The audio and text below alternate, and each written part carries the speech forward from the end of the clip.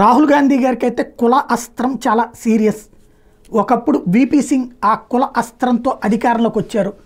ఆ తర్వాత మండల్ కమిషన్ తీసుకురావడం, దేశవ్యాప్తంగా రిజర్వేషన్ల వ్యతిరేక ఉద్యమం, ఆ తర్వాత గవర్నమెంట్ గద్దె దిగడం జరిగింది. ఆ తర్వాత ఈ రోజు వరకు వీపీ సింగ్ కాదు కదా, జనతా దళ్ అనేది ముక్కల చెక్కల యునైటెడ్ అని, సెక్యులర్ అని రకరకాల పేర్లతో ముక్కల చెక్కలైపోయింది. అలాంటిది ఆ తర్వాత ఎవరు కుల చీలికల ప్రయత్నం చేయలేదు.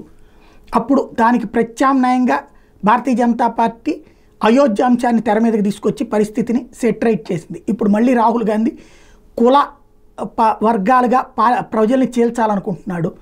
ఎస్పెషల్లీ మేము అధికారంలోకి వస్తే దేశవ్యాప్తంగా కులాల లెక్కలు తీస్తామని చెప్తున్నాడు. Very good. మరి ఇన్నేళ్ళు ఎందుకు చేయలేదు? 78 ఏళ్ల స్వతంత్ర భారతంలో 58 ఏళ్ల పాటు పరిపాలించినటువంటి వాళ్ళు 58 ఏళ్ల పాటు ఎందుకు కుల లెక్కలు తీయలేదు? ఇవాళ ఎందుకు తెద్దాం అనుకుంటున్నారు? ఏ దేశం కోసం తెద్దాం అనుకుంటున్నారు? ఈ దేశంలో ప్రజలు ఎందుకు ముక్కలు చేయాలనుకుంటున్నారు? ఎందుకు ఈ దేశంలో ఈ విధమైనటువంటి కాన్సెప్ట్ చేస్తున్నారు? ఎస్పెషల్లీ హిందువులను కులాల వారీగా లెక్కలు కట్టమంటున్నారు. ముస్లింలు క్రైస్తవులను ఆ లెక్కను కట్టమని ఎందుకు అడగట్లేదు? అంటే ఖచ్చితంగా రాహుల్ గాంధీ ఆలోచన అర్థమవుతోంది.